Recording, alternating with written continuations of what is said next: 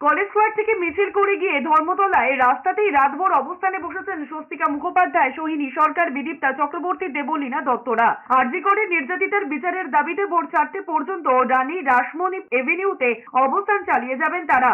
এর আগে নির্যাতিতার বিচারের দাবিতে নাগরিক সমাজের মিছিলে ছিলেন অপর্ণা সেন, স্বস্তিকা মুখোপাধ্যায়, সোহিনী সরকার, উষসী চক্রবর্তীরা। কলেজ স্কোয়ার থেকে ধর্মতলা পর্যন্ত মিছিলে প্ল্যাকার্ডে যেমন লেখা হয়েছে, শেষ না দেখে ছাড়বো না, দাবি একটাই, নির্যাতিতার বিচার চাই। নাগরিক সমাজের মিছিলে ছিলেন আরজি করের জুনিয়র ডাক্তারেরাও। অপর্ণা সেন থেকে স্বস্তিকা, সোহিনী, লগ্নজিতা প্রত্যেকেই বলছেন সত্য যেন ধামাচাপা না পড়ে। আর কতদিন অপেক্ষা করতে হবে এই প্রশ্নও তুলেছেন তারা।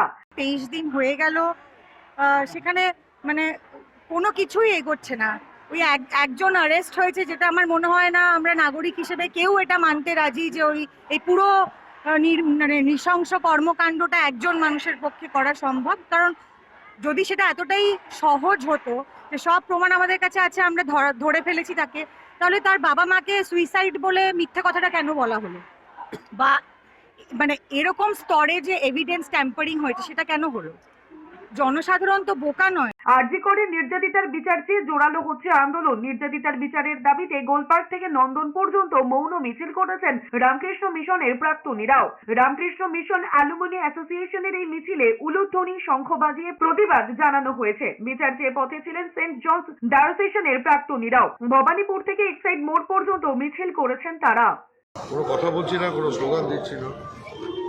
যন্ত্রণাটা এতই যে মৌনতা ছাড়া আর এটা কীভাবে জানাবো।